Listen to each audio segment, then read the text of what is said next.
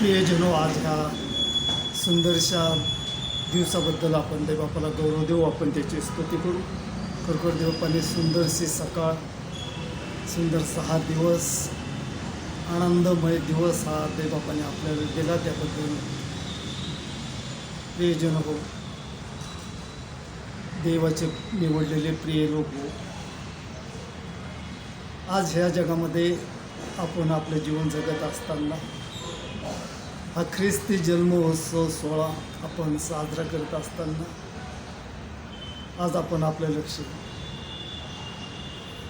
जिवंत देवबापाच्या वचनाकडे आपण लावूया. हा ख्रिस्त जन्मोत्सव सोहळा किंवा ज्याला हा नाताळ म्हणतात, ख्रिसमस म्हणतात, तर हा ख्रिसमस किंवा हा नाताळ संपूर्ण पृथ्वीवर, संपूर्ण जगभर हा साजरा केला जातो. आणि हा ख्रिसमस हा जगातील एकमेव असा सण आहे की तो संपूर्ण जगामध्ये तो पाळला जातो. ठिकाण वेगवेगळे आहेत, वेळही वेगवेगळे आहेत, भाषा, प्रांत किंवा जी जीवनशैली आहे ती वेगवेगळी आहे. प्रत्येक खंडातली प्रत्येक जी काही परिस्थिती आहे ती वेगवेगळी आहे. पण ह्या वेगळेपणामध्ये हा जो काही सण साजरा करतात, तो सण हा ख्रिसमसचा सण हा साजरा करत असताना पुष्कळशा लोकांचं लक्ष ह्या दिवसाकडे लागलेलं असतं. आणि अंतःकरणापासून, मनापासून जर या ख्रिसमसचा किंवा ख्रिस्त जन्मोत्सव सोहळ्याचा विचार करत असताना हे जे काही सण पाळत आहे, तर पहिला सण केव्हा आणि कसा साजरा झाला ते आपण पाहणार आहोत. तर आपल्याकडं पवित्र शास्त्र बायबल हे आहे आणि त्या बायबलमध्ये आपण पाहणार आहोत, पवित्र शास्त्रामध्ये आपण पाहणार आहोत की पहिला ख्रिस्त जन्मोत्सव हा कशा रीतीने साजरा करण्यात आला.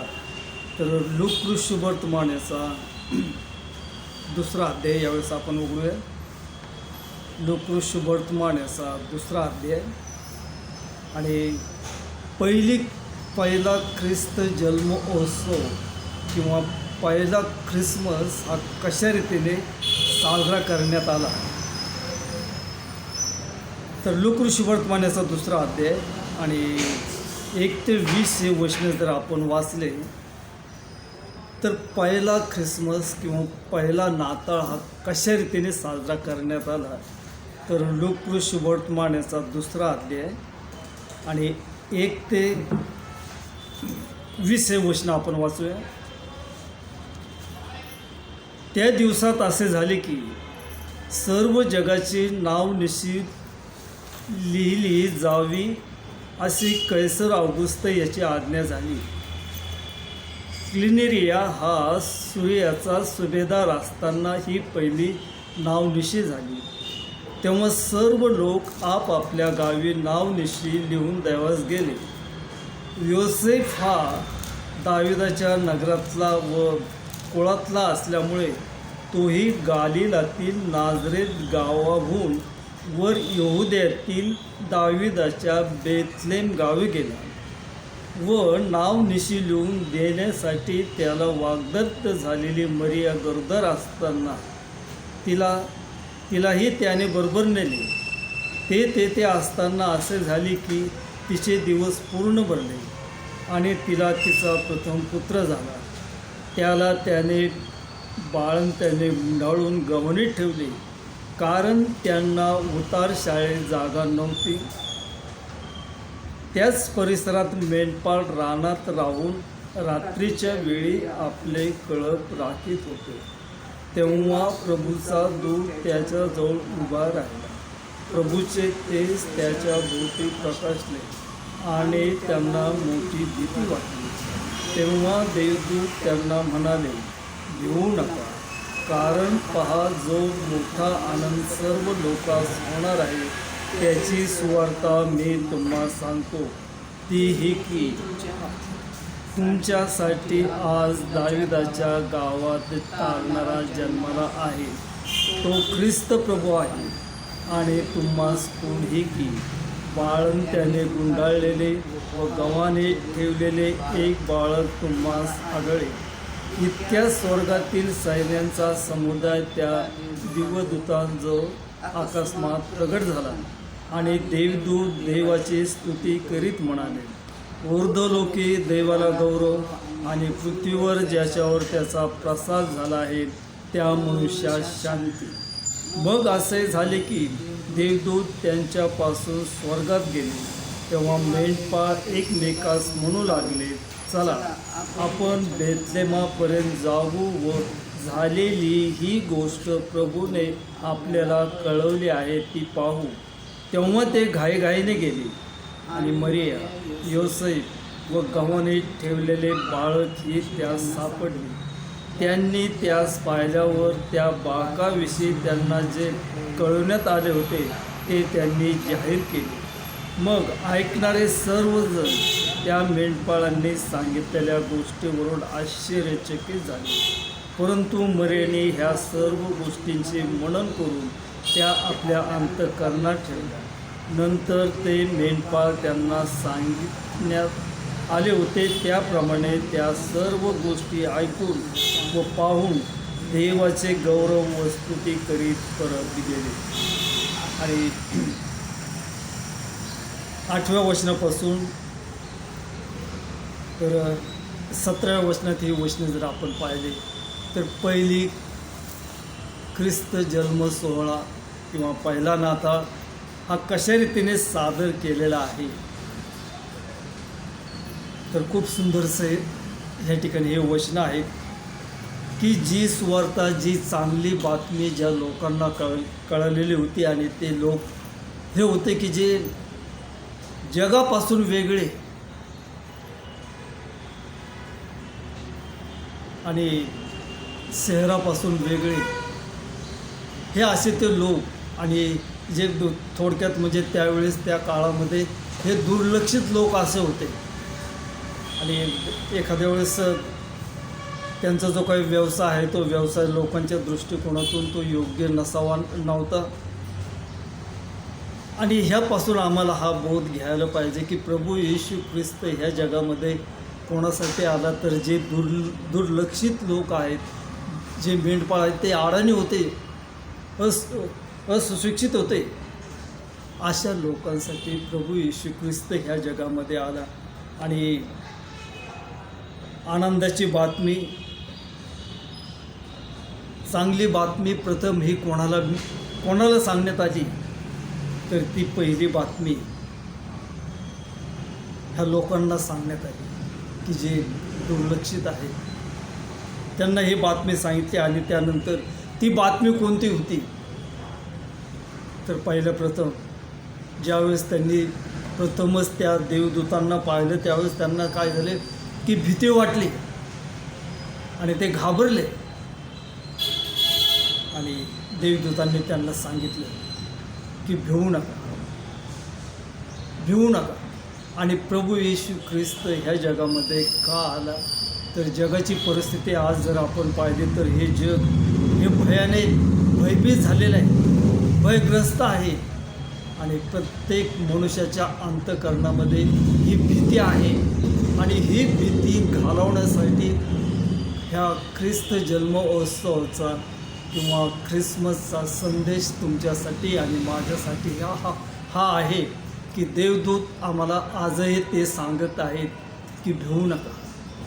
पवित्र शास्त्राचा आपण जर बारकाईने अभ्यास केला तर भिवू नका हा जो काही शब्द आहे, हा शब्द 365 वेळा हा आलेला आहे. आणि प्रत्येक दिवसासाठी देवबापाचा संदेश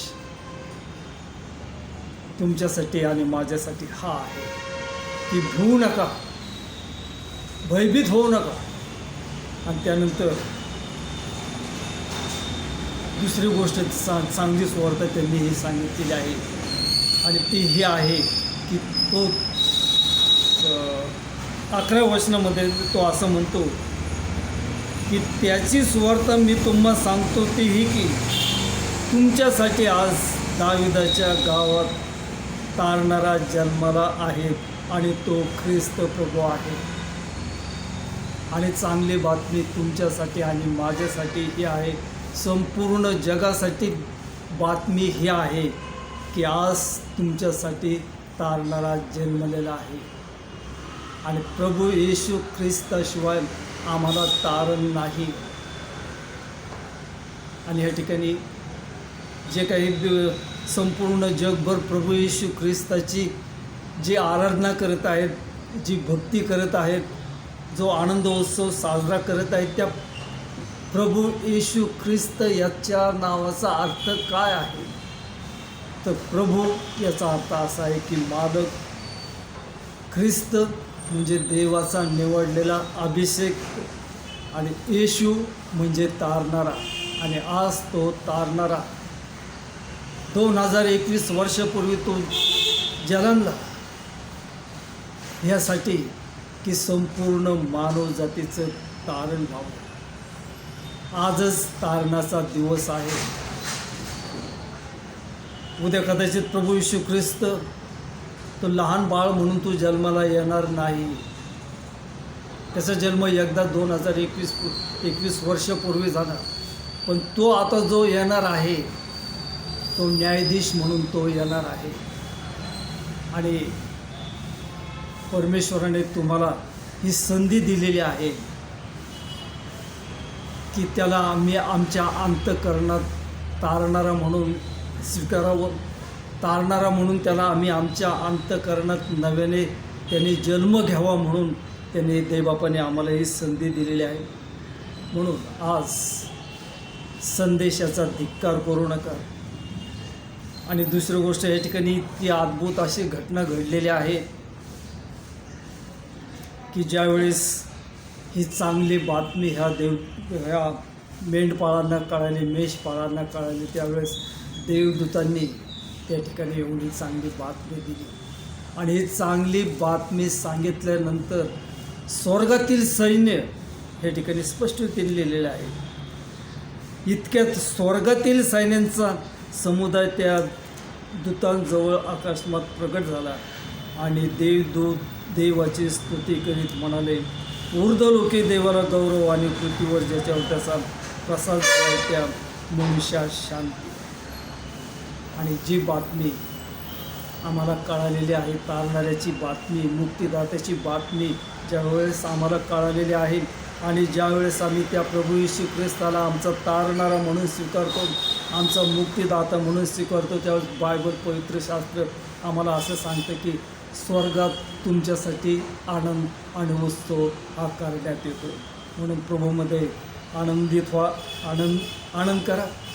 आणि पहिला ख्रिस्त जन्मोत्सव ह्या मेंढपाळांनी कशा रीतीने साजरा केला, तर त्यांना जी काही बातमी मिळालेली होती की त्यांनी विलंब न करता, न थांबता ते घाईघाईने गेले. या ठिकाणी लिहिलेले 15व्या वचनामध्ये म्हटलेले की मग असे झाले की देवदूत त्यांच्यापासून स्वर्गात गेले.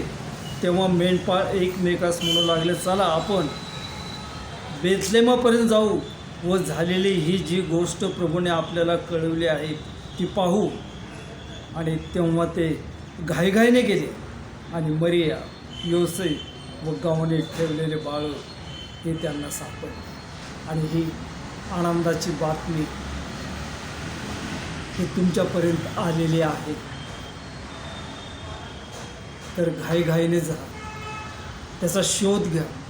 त्याचा शोध घेतल्यानंतर त्या ठिकाणी आम्हाला काय पाहावयास मिळेल, तर त्या ठिकाणी येशू ख्रिस्त हा आम्हाला पाहावयास मिळणार आहे. आणि ह्या मेषपाळांनी काय केलं की त्यांना जी आनंदाची बातमी होती ती त्यांनी त्यांच्यापुरतीच मर्यादित ठेवलेली नाही, तर त्यांनी काय केलं, तर ती तारणाऱ्याची बातमी, आनंदाची बातमी ही त्यांनी प्रगट केली आणि त्यांनी ते प्रत्यक्ष ते जाऊन पाहिलं. आणि आज दैवबाप हे तुम्हाला संधी देत आहे की बायबलमधून त्याचा शोध घ्या, ह्या तारणाराचा शोध घ्या आणि तो आज तुमच्या आणि माझ्या अंतःकरणामध्ये, तुमच्या अंतःकरणामध्ये तो नव्याने तो येऊ इच्छित आहे. तो नव्याने तुमच्या अंतःकरणामध्ये तो जन्म घेऊ इच्छित आहे. तर त्याचा तुम्ही शोध घ्या. त्यानंतर दुसरी एक घटना आम्हाला पाहायला मिळते की जे मागे लोक मत्तेकृ शुभवर्तमानाचा 2रा अध्याय, आणि ह्या मागे लोकांना सुद्धा काय झालं की त्यांना ही बातमी कळाली. त्यावेळेस पवित्र शास्त्र बायबल आम्हाला असं सांगतं की हे जे ज्ञानी लोक आहेत ते येशू बाळाच्या दर्शनाला ते येत आहेत.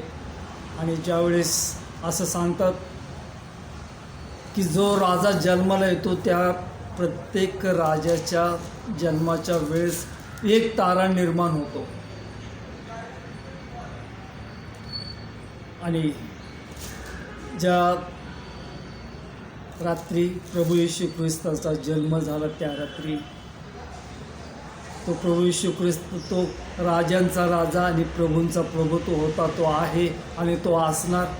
आणि म्हणून ज्यावेळेस तो ह्या जगामध्ये ह्या भूतलावर आला, बाळ ह्या रूपाने त्याने अवतार घेतला, मानव ह्या रूपाने तो ह्या जगात आला, त्यावेळेस एक तारा तो चमकला. आणि जे ज्ञानी लोक आहेत त्या ज्ञानी लोकांनी की हे ज्ञानी लोक कोण होते की खगोलशास्त्रज्ञ, जे आकाशमंडळी तसं ते अभ्यास करणारे. आणि ते ह्या ठिकाणी बायबलमध्ये असं म्हटलं की ज्ञानी लोक. आणि हे ज्ञानी लोक कोण होते? तर हे ज्ञानी लोक या ठिकाणी उल्लेख केल्याप्रमाणे ते खरोखर ज्ञानी लोक होते. ते संशोधक होते, संशोधन करून त्याच्यावर विचार करणारे होते. आणि ही गोष्ट खरीच आहे का याचा त्यांनी शोध घेतला आणि ते शोध करत होते. आणि त्यांना तो शोध सापडला आणि त्यांना समजलं की कोणीतरी महान राजा जन्मलेला आहे आणि तो कोठे आहे. त्यांच्या मनामध्ये इच्छा होती आणि त्यांना इच्छा प्राप्त झाल्यानंतर देवापणे त्यांना योग्य रीतीने त्यांना मार्गदर्शन केलं आणि तो तारा त्यांना तो दिसला आणि तो तारेच्या दिशेने ते चालत गेले. त्यांच्या मनामध्ये फार प्रबळ इच्छा होती आणि त्याचा शोध घेत ते यरूशलेममध्ये आले. आणि यरूशलेममध्ये आल्यानंतर यरूशलेम त्यावेळेस खूप सुंदरसं आणि अति आकर्षक असं ते शहर होतं. आणि त्या ठिकाणी हेरोद राजा होता आणि ते त्याच्याकडे गेले आणि ते म्हटले की हा यहूद्यांचा राजा हा कुठे जन्माला आले ते आम्हाला सांगा. आणि ते ज्यावेळेस ते यरूशलेममध्ये आले त्यावेळेस त्यांचं लक्ष त्या यरूशलेममध्ये गेले. पण त्या यरूशलेममध्ये, त्या नगरामध्ये, त्या गावामध्ये त्यांना प्रभू येशू ख्रिस्त हा सापडला नाही. तर ज्या ठिकाणी तो प्रभू येशू ख्रिस्ताचा जन्म झाला त्या ठिकाणी तिथपर्यंत जाण्यासाठी त्यांना मार्गदर्शनाची गरज होती. आणि ज्यावेळेस त्यांना ही बातमी कळाली की ते हेरोद राजाने त्यांना सांगितले की तुम्हीच त्याचा शोध करा आणि मला सांगा. आणि ते निराश झाले आणि ते बाहेर आले. आणि ते चालत असताना जो तारा त्यांनी पूर्व दिशेला पाहिला होता तो तारा त्यांना दिसला आणि तो तारा त्यांच्या पुढे चालला. आणि ज्या ठिकाणी प्रभू येशू ख्रिस्ताचा जन्म झालेला होता त्या ठिकाणी तो थांबला. आणि जी अपेक्षा त्यांची होती ती अपेक्षा पूर्ण झाली. आणि अपेक्षा पूर्ण झाल्यानंतर त्यांनी काय केलं तर 11व्या वचनामध्ये असं म्हटलेलं आहे, नंतर ते त्या घरात गेले तेव्हा तो बाळक आपली आई मरिया हिच्याजवळ असलेले त्यांनी पाहिला व पाया पडून त्यांनी त्याला नमन केले. आणि आपल्या द्रव्यांच्या थैल्या सोडून सोने, ऊन, गंधरस ही दाणे त्याला अर्पिली. आणि ह्या लोकांनी ज्यावेळेस त्या बाळाचं दर्शन झालं त्यावेळेस त्यांनी काय केले की जे अति मौल्यवान त्यांच्याजवळ होतं, हे काय सोने, ऊद आणि गंधरस ह्या अति मौल्यवान वस्तू आहेत आणि होत्या आणि त्या असणार. आणि म्हणून त्यांनी ते काय केले की त्या येशू बाळाच्या चरणी त्यांनी अर्पण केलं. आणि म्हणून प्रियजन हो, हा नाताळ आम्ही कशा रीतीने साजरा करावा, तर जी आनंदाची बातमी आम्हाला कळालेली आहे ती ही आहे की भिवू नका. त्यानंतर देवदूतांना जी आनंदाची बातमी त्यांना कळाली होती ती तुम्ही इतरांना सांगा. घाईघाईने जा, त्याचा शोध घ्या आणि देवाचा गौरव करा. आणि जे तुमच्याजवळ आहे ते परमेश्वराला द्या. म्हणजे हा ख्रिस्ती जन्मोत्सव सोहळा किंवा ही हा ख्रिसमस आम्हाला सुखाचा आणि समाधानाचा जाईल. आणि हा ख्रिस्त जन्मोत्सव सोहळा आम्ही अशाच रीतीने साजरा करावा की आमचं जे काही भय आहे त्या भयापासून आम्ही दूर राहावं. जी चांगली तारणाची बातमी आम्हाला कळालेली आहे ती आम्ही इतरांना सांगावी. आणि जे आम्हाला कळालेलं आहे ते आम्ही घाईघाईने जाऊन आम्ही सांगावं. आणि जर ह्या गोष्टी जर आम्ही आमच्या जीवनामध्ये केल्या, आमच्याजवळ जे आहेत ते जर आम्ही त्याच्या चरणाजवळ अर्पण केलं, तर निश्चित रीतीने माझा देव हा ख्रिसमस तुम्हाला आणि मला सुखाचा आणि आनंदाचा जाणार आहे. आणि म्हणून देवबाप करो हा ख्रिसमस, हा नाताळ आणि येणारं नवीन वर्ष आपल्या सर्वांसाठी सुखाचं आणि समाधानाचं लाभो.